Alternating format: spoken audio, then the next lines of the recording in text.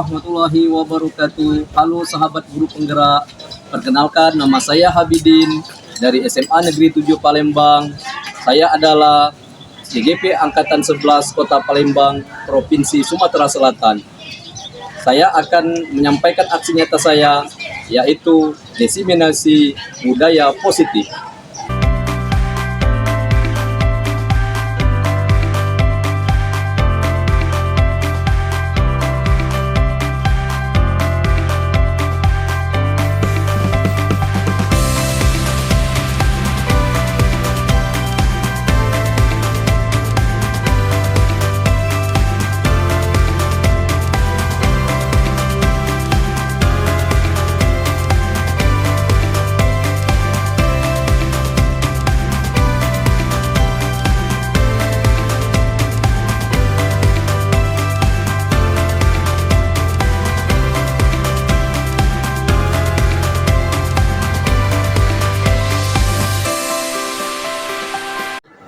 Assalamualaikum warahmatullahi wabarakatuh. Waalaikumsalam warahmatullahi wabarakatuh. Yang terhormat Ibu Kepala SMA Negeri 7 Palembang, yang terhormat Bapak Ibu Wakil Kepala SMA Negeri 7 Palembang, dan yang terhormat Bapak Ibu Guru yang kami hormati. Pada hari ini, calon guru penggerak kita, Bapak Habibin dari Angkatan 11, akan memberikan diseminasi tentang budaya positif. Pada Bapak Habibin, kami persilahkan. Terima kasih kepada moderator yang telah memberi kesempatan pada saya pada hari ini untuk mempresentasikan diseminasi budaya positif di sekolah SMA Negeri 7 Palembang. Assalamualaikum warahmatullahi wabarakatuh. Waalaikumsalam warahmatullahi wabarakatuh. Alhamdulillahirabbil alamin. Wassalatu wassalamu ala asyrofil anbiya wal mursalin wa ala alihi wa sahbihi ajma'in, amma ba'd. Pertama-tama marilah kita panjatkan puji dan syukur kita kehadirat Allah Subhanahu wa taala, yang mana pada pagi hari ini kita masih diberi kesempatan sehingga bisa berkumpul di dalam ruangan ini dalam rangka diseminasi budaya positif CGP Angkatan 11 SMA Negeri 7 Palembang. Salawat serta salam selalu kita memohon kepada Allah Subhanahu wa taala, semoga tetap tercurahkan kepada junjungan Nabi besar kita Muhammad sallallahu alaihi wasallam. Allahumma shalli ala sayyidina Muhammad wa ala sayyidina Muhammad. Baiklah, Bapak Ibu yang kami hormati, izinkan saya menyampaikan budaya positif kami untuk SMA. Oke Bapak Ibu, sebelum saya menjelaskan budaya positif, ada pertanyaan, ada 4 pertanyaan ini. Apakah Bapak Ibu setuju? Ya, nanti tidak perlu dijawab, nanti kita akan tahu setelah penjelasan dari paparan kami nanti. Yang pertama, pemberian hukuman dapat mendisiplinkan siswa. Itu pertanyaan yang pertama. Yang kedua, pemberian hadiah meningkatkan prestasi siswa. Yang ketiga, guru harus mampu memberikan solusi untuk setiap siswa yang bermasalah. Dan yang keempat, guru berperan sebagai teman bagi siswa. Nah, jadi tidak perlu dijawab sekarang, nanti kami akan menjelaskan budaya positif ini. Seiring kami jelaskan nanti akan ada masukan dari Bapak Ibu untuk menjawab pertanyaan ini. Oke Bapak Ibu, sekarang saya akan menjelaskan arti budaya. Kata budaya merupakan bahasa yang berasal dari bahasa Sanskerta, yaitu budaya, yang merupakan bentuk jamak dari budi, yang memiliki arti budi atau akal. Bahasa Inggris, budaya dikenal dengan kata culture yang berasal dari bahasa Latin colore, yang memiliki arti mengolah atau mengerjakan. Sedangkan budaya merupakan pola atau cara hidup yang harus berkembang oleh sekelompok orang dan diturunkan pada generasi berikutnya. Budaya positif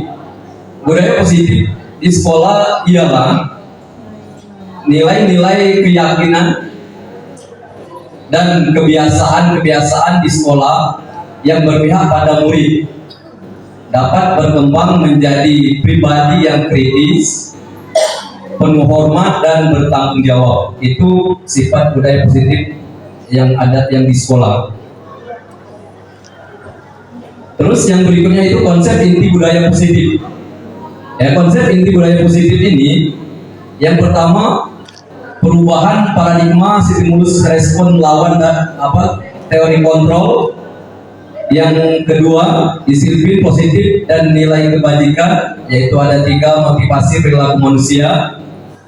Yang berikutnya keyakinan kelas, hukuman dan penghargaan. Yang berikutnya 5 kebutuhan dasar manusia. Yang berikutnya 5 posisi kontrol, dan yang berikutnya segitiga distribusi. Nah, sebelum melanjutkan pembahasan berikutnya, ini ada sedikit breaking ya Bapak Ibu ya. Kita bermain-main dulu sejenak. Dimana permainan ini Bapak Ibu, kita lihat di sini. Anda dan teman-teman Anda akan melakukan kegiatan cobalah membuka. Ya, di sini Anda dan teman kalian minta tolong nantinya berhadapan berdua ya. Nantinya di sini Bapak Ibu di sini menggenggam tangannya ya, di mana tangan yang digenggam ini Bapak Ibu yakini bahwa yang Bapak Ibu genggam itu adalah sesuatu yang berharga, yang nilainya paling berharga, sehingga nanti kawan sebelahnya disuruh untuk membuka tangan Bapak Ibu yang Bapak Ibu genggam tersebut. Oke Bapak Ibu, minta tolong sebentar mau duduk atau berdiri itu? Ya, silakan. Nah, jadi di sini permainannya tadi, paham maksudnya Bapak Ibu? Di sini kita membuat permainan di mana Bapak Ibu salah satunya menggenggam tangannya, dan dalam genggaman tangan itu anggaplah yang Bapak Ibu yang paling berharga. Sudah? Ya, kami kasih waktu sekitar 30 detik. Ya, genggam. Oke, sekarang persilakan kawannya untuk membukanya. Ya, silakan kawannya untuk membukanya. Oke.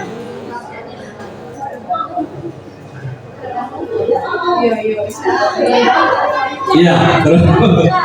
Iya. Oke. Iya. Apakah ada yang terbuka? Belum ya. Oke.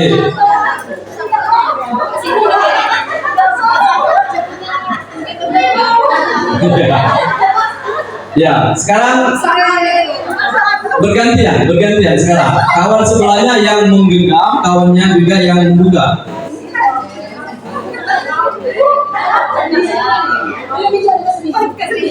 Ya. Nah, di situ dapat Bapak Ibu rasakan, ya. Ada yang terbuka. Ya. Tutupnya lagi ya. Oke, Bapak Ibu sudah ya? Ya, sebagai penyegaran saja ya. Oke, nah di sini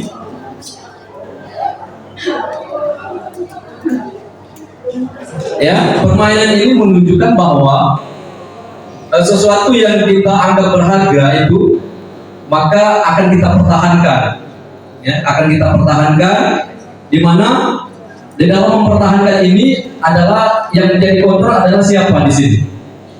Diri kita sendiri. Nah, diri kita sendiri. Jadi sesuatu yang hal-hal yang berharga itu akan kita pertahankan. Oke. Nah, kemungkinan jawaban kita terhadap pertanyaan ini ada yang berbeda-beda ya. Mungkin ada yang menjawab apa? Kalau Ibu Eka apa? Saya akan pertahankan karena ada emas di tangan saya. Oke, Ibu Vika, Miss Vika. Saya akan mempertahankan karena ini barang yang paling berharga yang wajib dijaga. Oke, ya. Jadi setiap ini akan mendapat jawaban yang berbeda-beda, ya. Itu dari permainan ini bisa kita ambil maknanya, ya Bapak Ibu, bahwa sesuatu yang berharga itu akan selalu kita pertahankan. Pembelajaran dengan paradigma baru. Oke, Bapak Ibu, kita lanjutkan. Pembelajaran paradigma baru dirancang berdasarkan pembelajaran berdiferensiasi, sehingga siswa belajar sesuai dengan kebutuhan dan tahapan perkembangannya. Jadi di sini pembelajaran ini memberikan kebebasan kepada anak. Ya, kita sebagai guru hanya mengontrol dan mengarahkan saja. Paradigma pendidikan. Paradigma pendidikan ini yang pertama menurut filosofi Ki Hajar Dewantara. Yang pertama, bahwa anak-anak itu terlahir dengan bakat yang ada di masing-masing anak tersebut, atau pada anak tersebut ada keunikannya masing-masing. Yang kedua, mendidik anak disesuaikan dengan kodrat alam dan kodrat zaman. Jadi pada anak didik kita itu kodrat alamnya itu dibawa sejak lahir, sedangkan kodrat zamannya dipengaruhi oleh lingkungan sekitarnya atau dunia sekarang. Dan yang terakhir, pendidikan sebaiknya berpihak kepada murid. Nah, yang ini perlu kita kembangkan sekali Bapak Ibu. Jadi pembelajaran itu harus berpihak kepada murid. Yang berikutnya, perubahan paradigma budaya positif. Menurut Dr. William Geiser dalam kontrol teori, untuk meluruskan berapa miskonsepsi tentang kontrol. Yang pertama, ilusi guru mengontrol murid. Yang kedua, ilusi bahwa semua penguatan positif efektif dan bermanfaat. Yang ketiga, ilusi bahwa kritik dan membuat orang merasa bersalah dapat menguatkan karakter. Yang berikutnya, ilusi bahwa orang dewasa memiliki hak untuk memaksa. Ilusi guru mengontrol murid, pada dasarnya kita tidak dapat memaksa murid untuk membuat sesuatu. Jadi kita tidak bisa memaksakan anak itu menurut kehendak kita. Jikalau murid tersebut memilih untuk tidak melakukannya, maka tampaknya kita sedang mengontrol perilaku murid tersebut. Hal ini karena murid tersebut sedang mengizinkan dirinya dikontrol. Saat itu bentuk kontrol guru menjadi kebutuhan dasar yang dipilih murid tersebut. Teori kontrol menyatakan bahwa semua perilaku yang dimiliki murid tersebut ada tujuan, bahkan terhadap perilaku yang tidak disukainya. Ilusi bahwa semua penguatan positif efektif dan bermanfaat.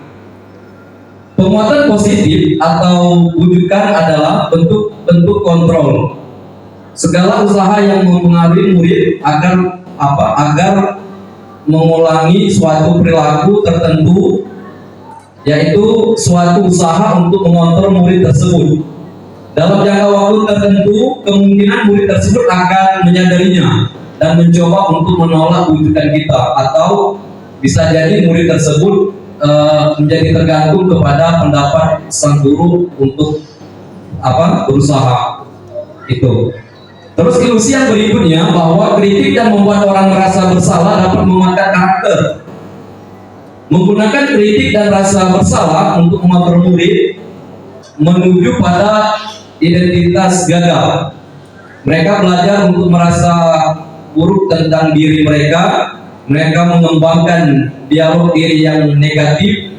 Kadangkala sulit bagi guru untuk mengidentifikasi bahwa mereka itu melakukan perilaku tersebut, karena seringkali guru cukup menggunakan suatu halus untuk menggunakan suara halus untuk menyampaikan pesan yang negatif. Ilusi bahwa orang dewasa memiliki hak untuk memaksa. Nah, pada ilusi ini banyak orang dewasa yang percaya bahwa mereka memiliki tanggung jawab untuk membuat murid-murid berbuat hal-hal tertentu.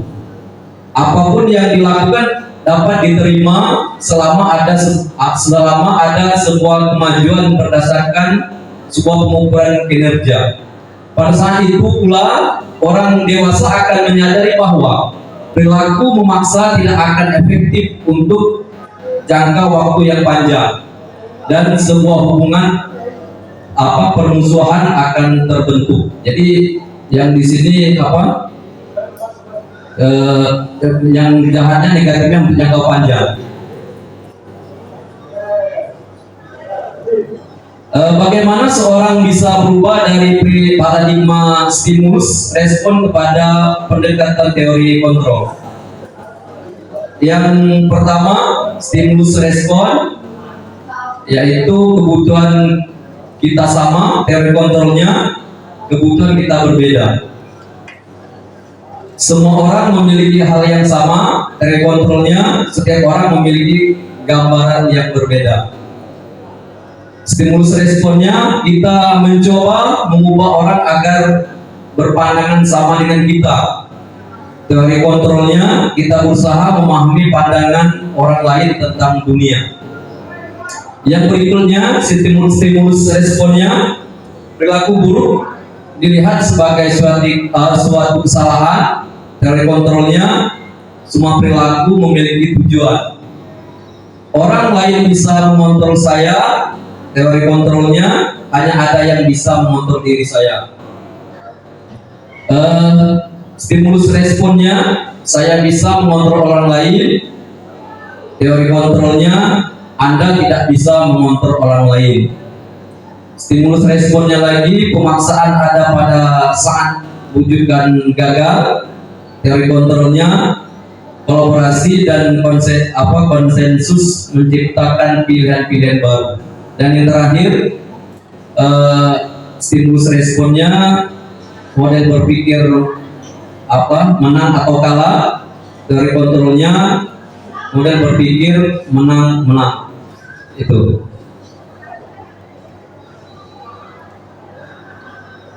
Stimulus respon lawan teori kontrol.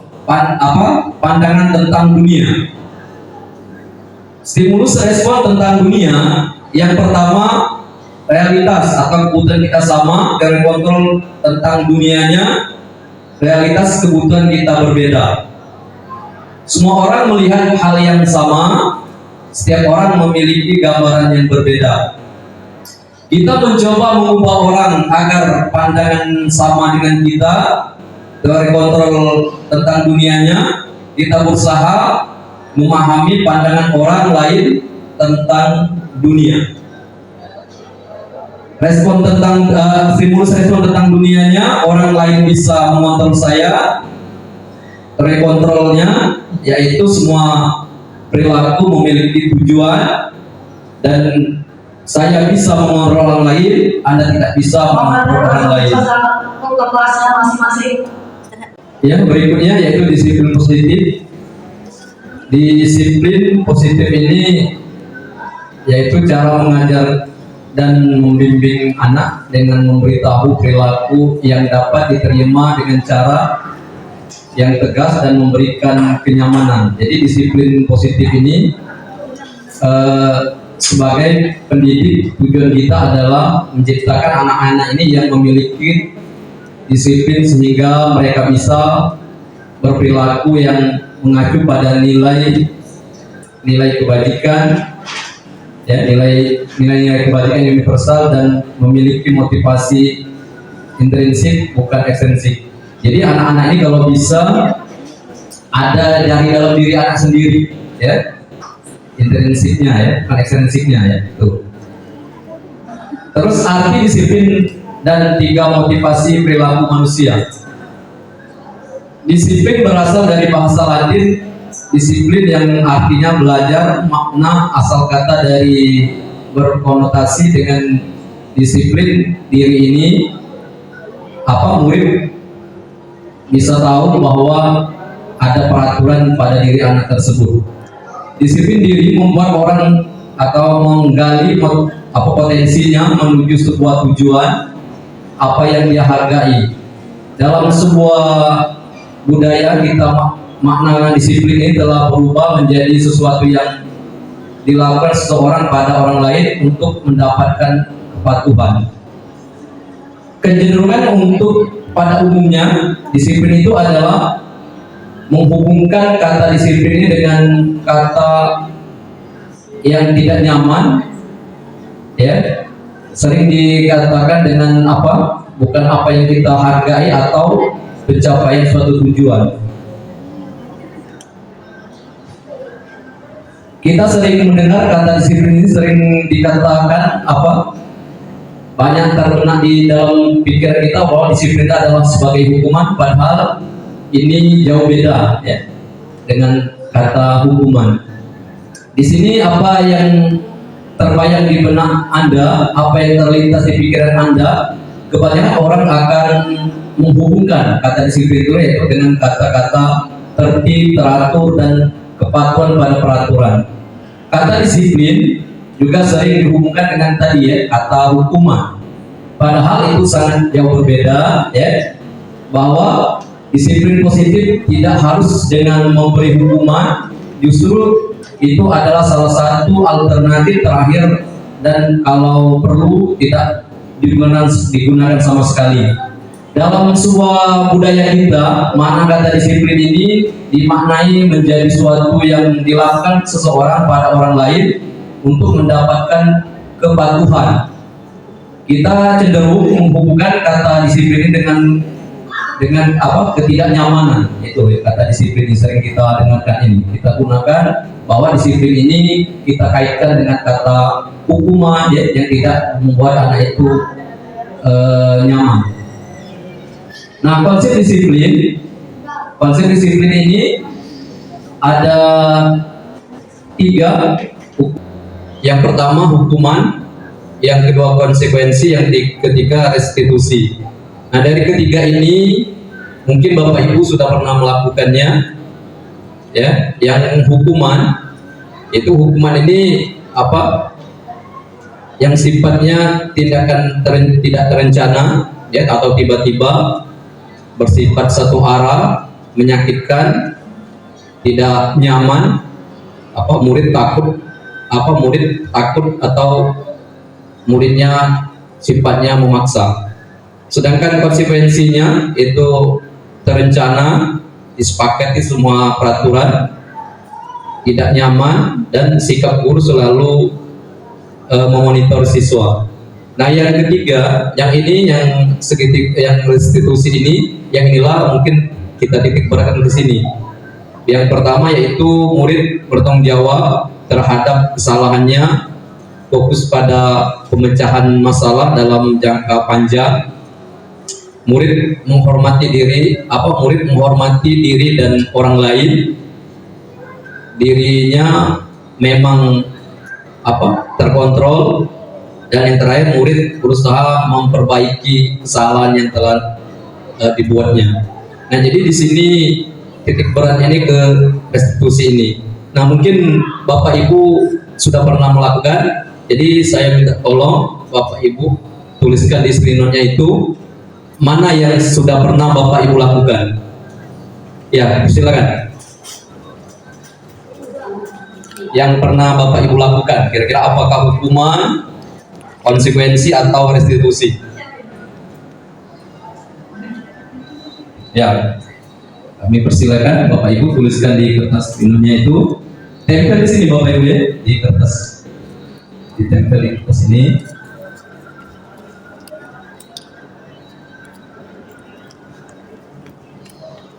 Yang sudah silakan ditempel di kertas kartonnya di sini.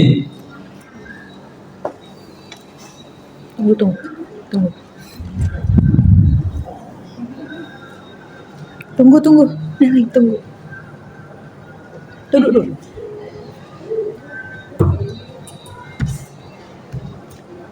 Silau.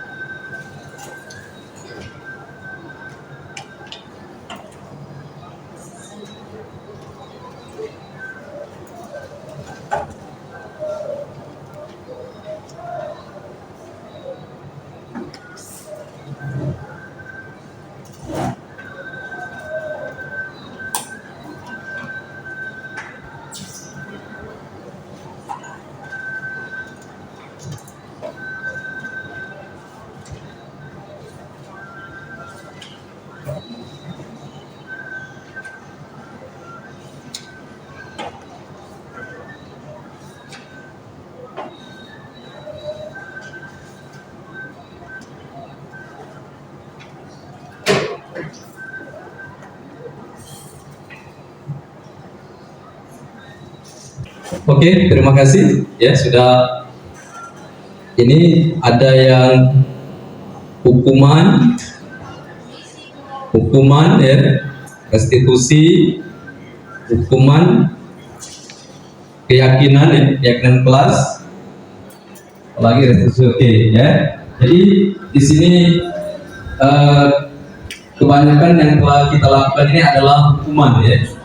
Tapi ada juga yang restitusi. Jadi yang kita titik beratkan di sini, kalau bisa yang kita tanamkan dalam diri kita sebagai seorang guru ini pada anak didik kita ini yaitu restitusi.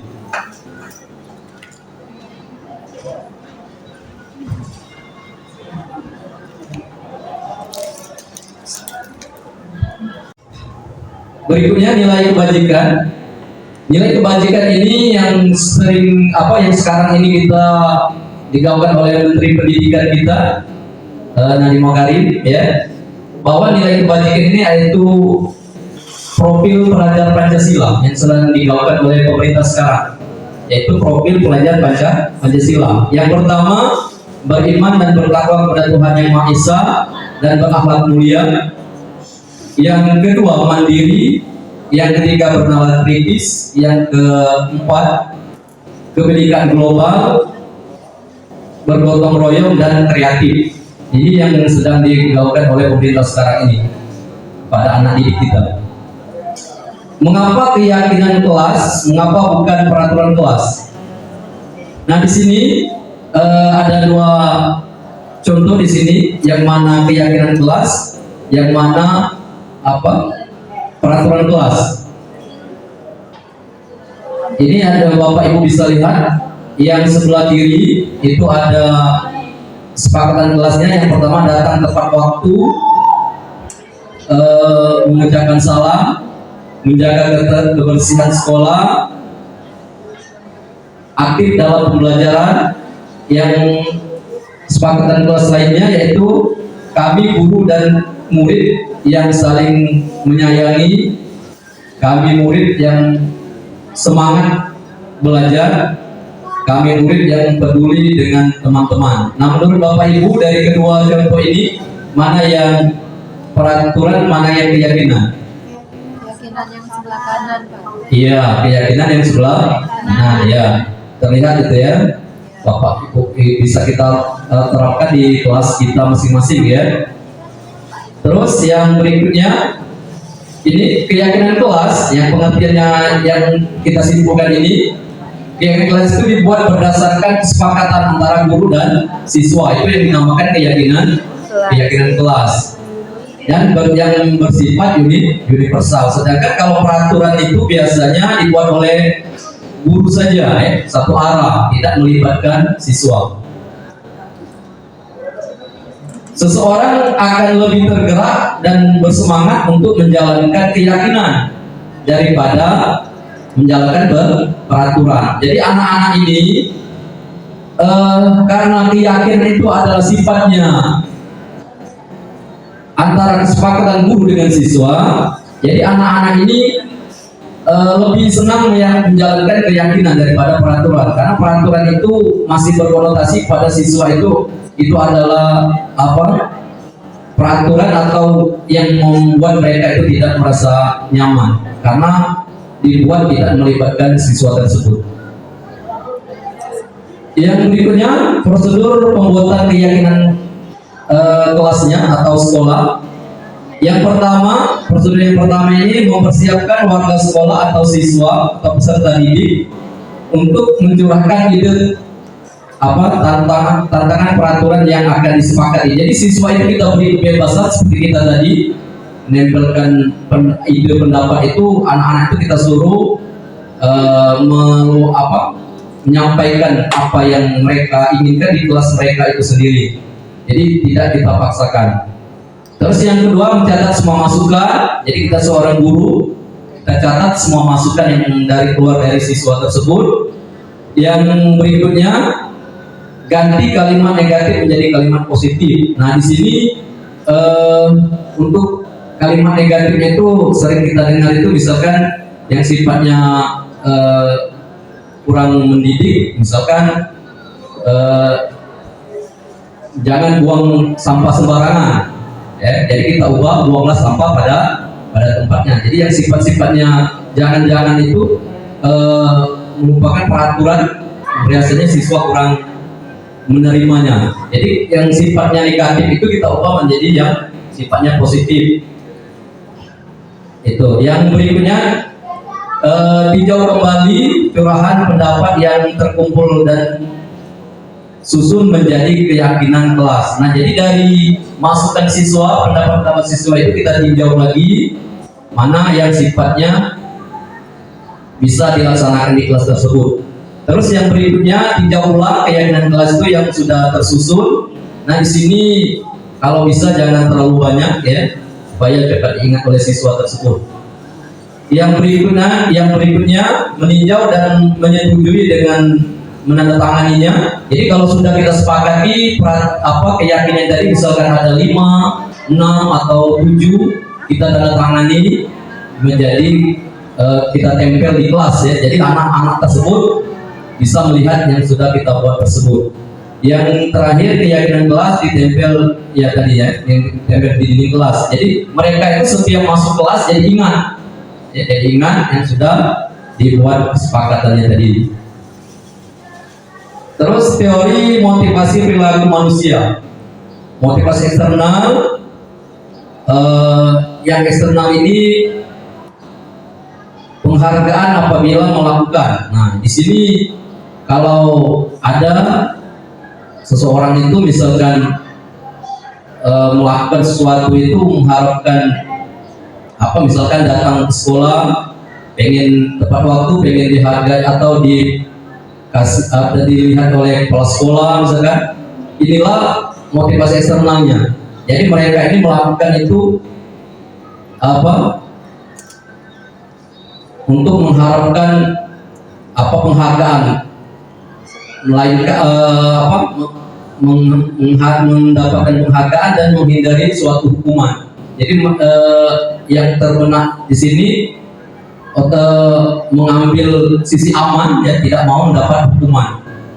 Yang eksternal, nah yang ini yang perlu kita tonjolkan ya, motivasi eksternal ini yaitu yang timbul dari diri seseorang tersebut. Jadi dia itu tulus ikhlas melakukan hal-hal yang dilakukannya. Misalkan datang tepat waktu, itu memberi contoh untuk peserta didik misalkan ya, itu tidak ada embel-embel yang lain. Ini yang perlu kita tekankan di dalam diri kita, yang dari dalam diri kita yang kita tonjolkan di sini. Terus yang berikutnya, kebutuhan dasar manusia. Kebutuhan dasar manusia ini segala sesuatu yang kita lakukan untuk mendapatkan apa yang kita inginkan.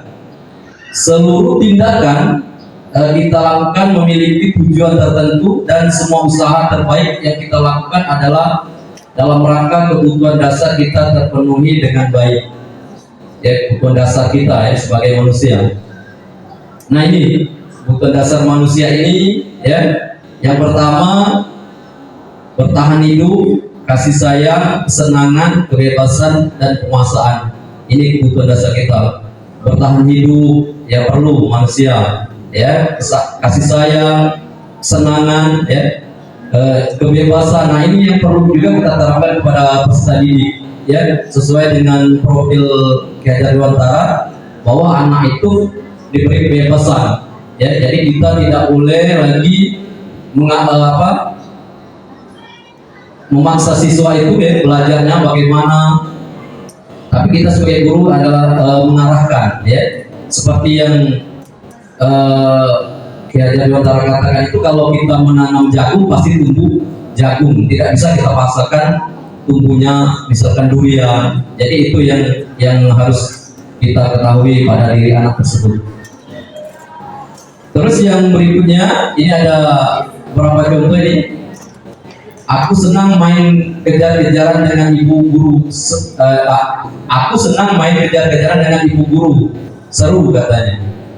Ibu kejar aku karena ibu guru sayang aku. Terus ada lagi, aku hebat dan bisa bikin ibu guru kejar aku.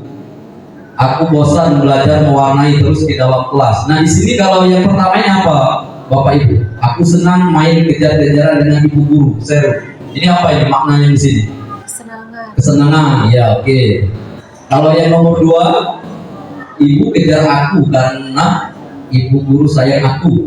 Kasih sayang. Kasih sayang, ya pengen. Jadi anak-anak itu pengen ada kesenangan, pengen kasih sayang ya. Biasa itu adalah kebutuhan dasar dari manusia. Aku hebat kan, bisa bikin ibu guru kejar aku. Nah, apa ini? Pengakuan. Apa? Penguasaan ya, penguasaan. Oke. Aku bosan belajar mewarnai terus di dalam kelas. Nah ini sudah jelas, ini pengen kebebasan. Oke. Teori kontrol guru, ya, Dr. William menyatakan bahwa pada dasarnya kita tidak dapat memaksa murid untuk berbuat sesuatu jikalau murid tersebut memilih untuk tidak melakukannya. Ya, ini sesuai sekali dengan semua yang Ki Hajar Dewantara ya.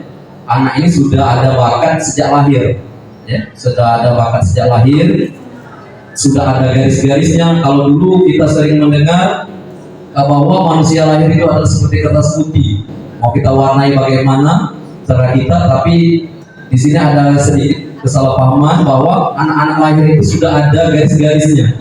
Nah, tinggal garis-garisnya itu akan kita terangi, masih samar-samar ya. Itulah tugas kita sebagai guru untuk menjelaskan atau menerangkan garis-garis yang ada pada anak didik kita tersebut. Teori kontrol menurut William ini: 1. Ilusi guru mengontrol murid. 2. Ilusi kritik dan membuat rasa bersalah dapat menguatkan karakter. Yang ketiga, ilusi bahwa penguatan positif akan efektif dan bermanfaat. Yang keempat, ilusi bahwa orang dewasa memiliki hak untuk memaksa.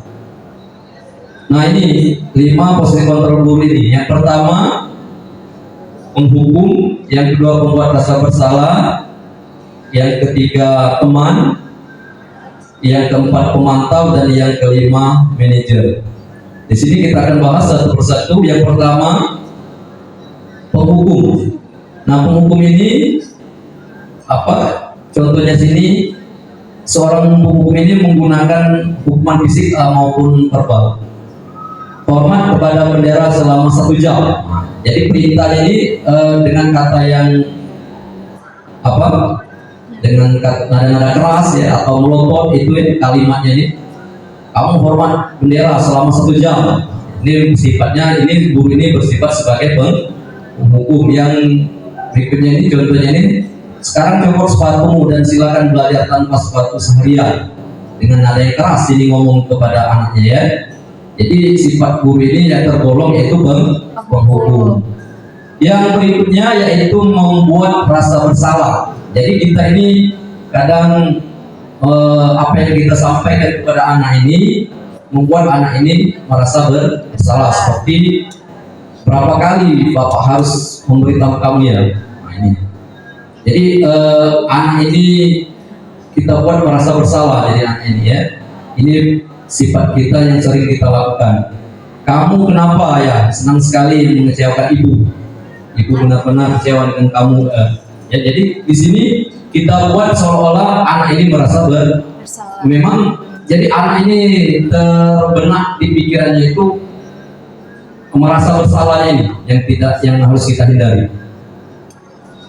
Terus yang ketiga yaitu sebagai teman. Nah, sebagai teman ini untuk jangka panjang tidak baik sebagai teman ini, karena untuk jangka pendek enak di dalam kelas, karena takutnya kebablasan.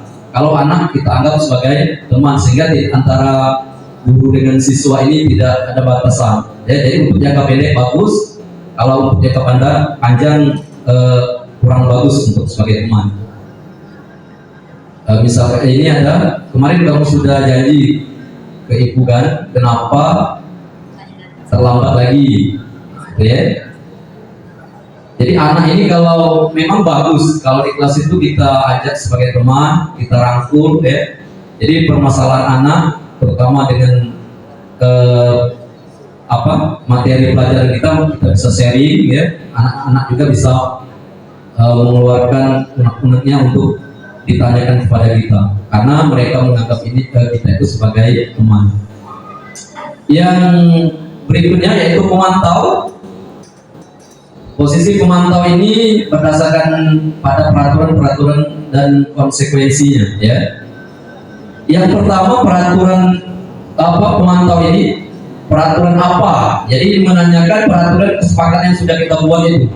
Apa kamu sudah mengerti konsekuensi yang harus dilakukan bila terlambat? Jadi yang pemantau ini seolah-olah menanyakan peraturan yang sudah kita sepakati. Terus yang berikutnya ini yang terakhir yaitu manajer. Manajer ini yang perlu kita tanamkan, yaitu posisi ini di mana guru berbuat suatu bersama dengan murid, mempersilahkan murid mempertanggungjawabkan perilakunya, mendukung murid agar dapat menemukan solusi atas permasalahan yang telah dilakukannya. Contohnya di sini kalimatnya itu. Nah, di dalam sebagai manajer ini, guru ini, nah yang nada bicaranya itu halus ya, tulus yang diucapkannya ya kepada murid tersebut. Misalkan apa yang kita yakini, kembali keyakinan kelas kita, apa yang sudah kita sepakati kemarin. Terus apakah kamu tahu kesalahanmu? Kira-kira bagaimana kamu memperbaiki kesalahanmu? Jadi sifatnya di sini kita tahu bahwa anak itu salah, tapi kita kasih motivasi kepada anak tersebut. Nah, ini sebagai posisi ini, kalau penghukum ya, kalau penghukum dampaknya ini menjadi anak menjadi tidak iya, anak ini menjadi pendendam ya. Silanya kalau sifatnya dihukum ini kurang cocok ya, karena anak ini kita tahu sifat anak sekarang ya. Kalau kita hukum mereka akan dendam ya, tidak menyukai guru atau mapel yang kita ajarkan tuh. Jadi mereka ini kalau sudah dendam sulit untuk mengerti pelajaran apa yang kita ajarkan, membuat merasa bersalah. Nah, dampaknya membuat rasa bersalah ini membuat siswa merasa bersalah ya atas apa yang mereka lakukan, rendah diri dan menarik diri. Teman ya, sebagai teman, dampaknya ini murid bergantung pada satu orang, membuat siswa tidak mandiri. Jadi kalau sebagai teman ini mereka bergantung dengan orang lain, siswanya tidak mandiri. Terus yang pemantaunya, dampaknya ini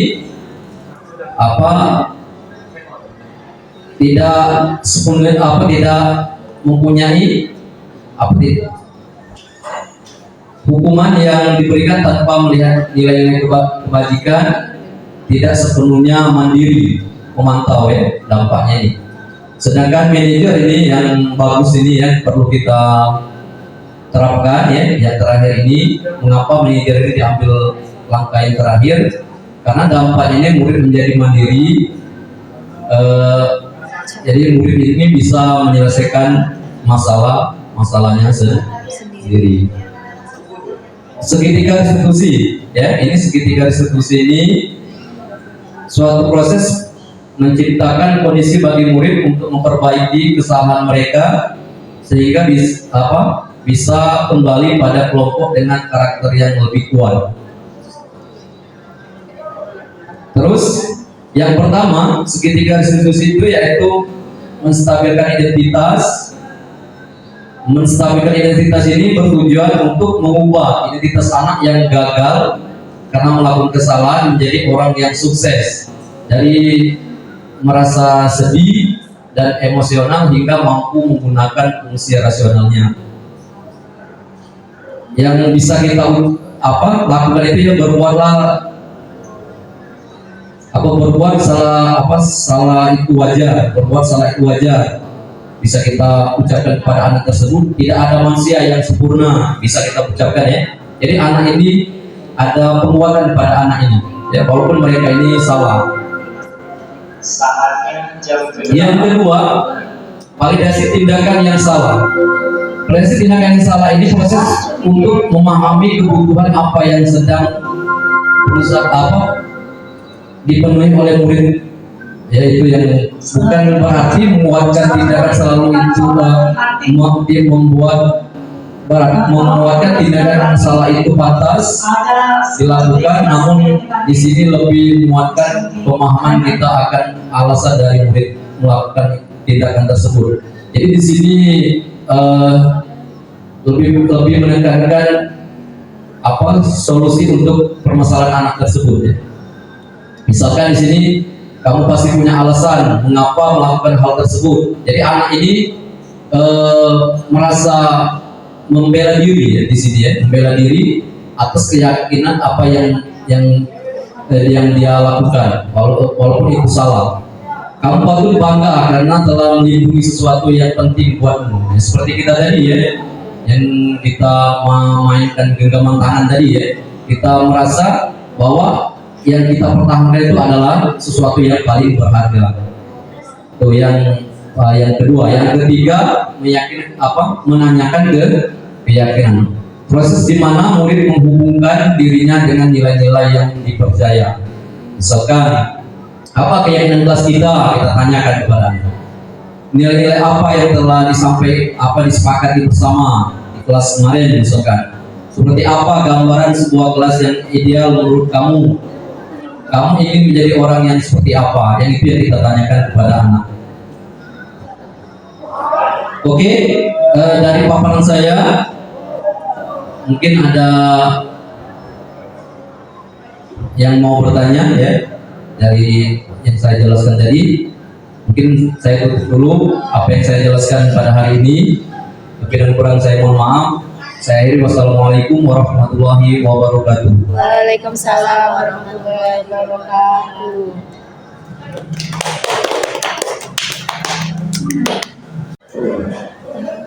Terima kasih kepada Bapak Ibu. Tadi kita sudah menyaksikan sesi berikutnya adalah tanya jawab kepada Bapak Ibu. Kami persilakan tunjuk tangan kalau ada yang mau bertanya. Baik, terima kasih. Perkenalkan, nama saya Fiska Putri Nanda. Saya ingin izin bertanya mengenai apakah permasalahan pada peserta didik bisa diselesaikan dengan sebuah segitiga restitusi. Terima kasih.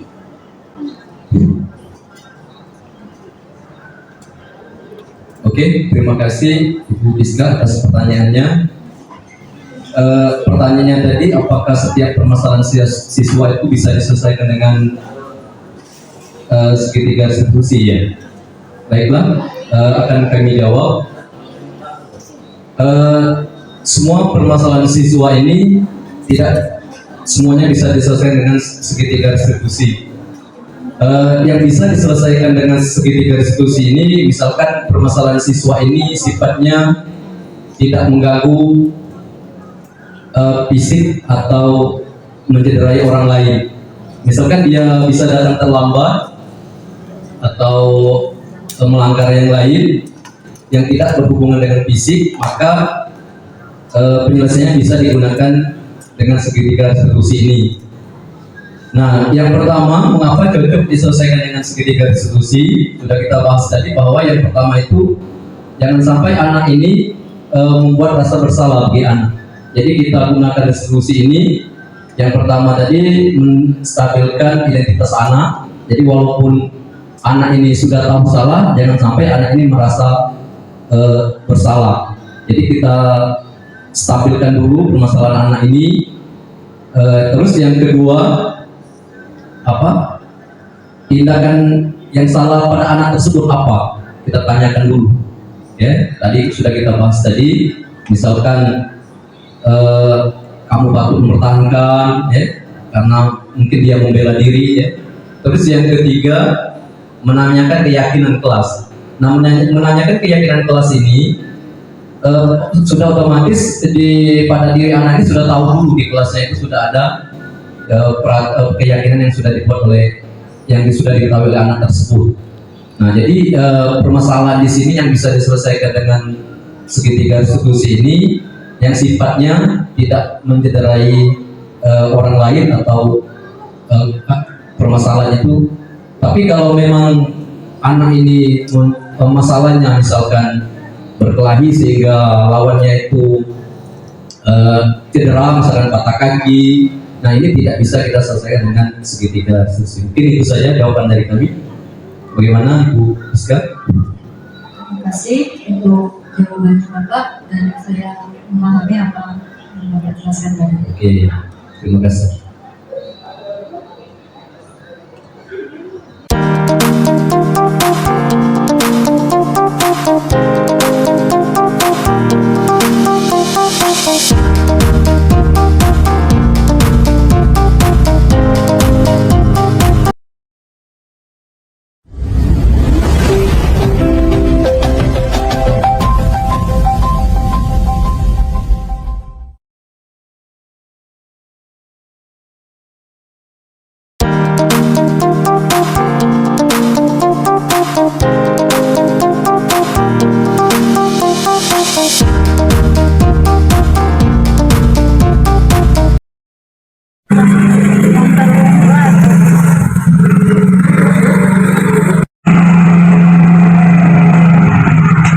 Arif, bantu apa?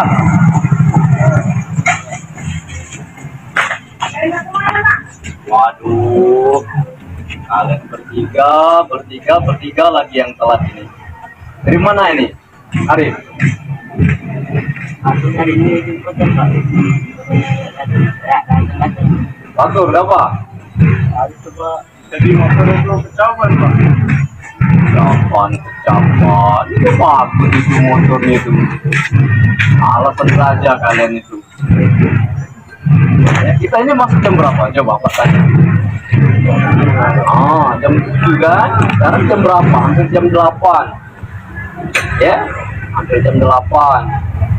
Jadi waktu kalian itu banyak sekali telatnya itu, ya. Jadi ngomong ini sudah yang berapa kali ini telatnya ini, ya kan? Ya, jadi Pak minta tolong, ya, nanti setelah kejadian ini jangan sampai telat lagi. Ya, kalian ini perwalian Bapak ini sudah di ultimatum oleh Bapak Ibu kepala sekolah supaya Bapak ini mendidik kalian dengan benar, ya, supaya kalian jadi orang yang baik. Ini demi masa depan kalian, nah, ya. Bapak malu dari kawan ditegur, anak perwalian Bapak telat, kalian ini terus di kelas ribut, ya. Jadi Pak minta tolong jangan sampai telat lagi, ya. Paham maksud Bapak? Paham, ya. Nanti sebagai konsekuensinya kalau dapat sama Batur dorong motornya sampai ke parkiran, ya. Itu, ya. Coba Pak tanya dulu bagaimana supaya ke sekolah itu datang tidak terlambat lagi. Datang sholat tepat waktu, menghidupkan alarm itu bagus sekali, ya. Jadi di rumah, ya, hidupkan alarmnya dari jam berapa itu, jam 5, yaitu mandi, sholat subuh kan, baru berangkat ke sekolah, ya. Paham maksud Bapak? Ya, jadi jangan ngulangi lagi, ya. Ya, jadi Pak suruh Bapak sama Batur dorong motornya ke parkiran, ya, jangan dihidupkan. Terus Arif ikut Bapak untuk mencatat nama kalian di kantor. Ya, silakan, ya.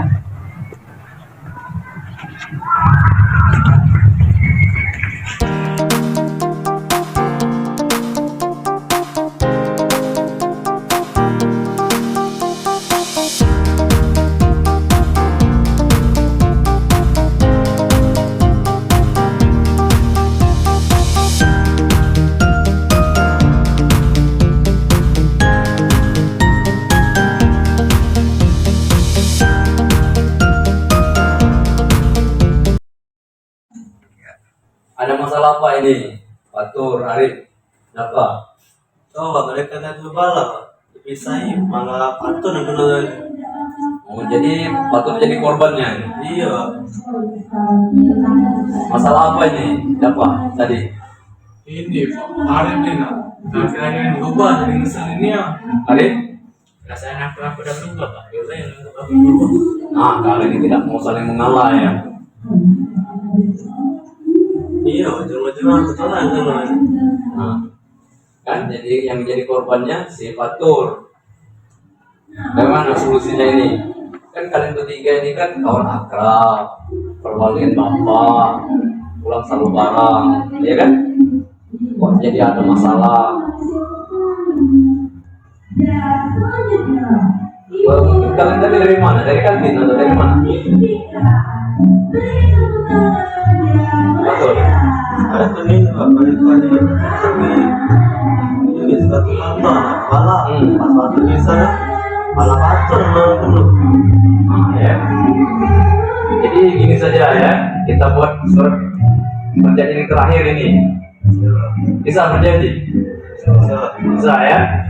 Bisa ya. Sekarang Arif bagaimana?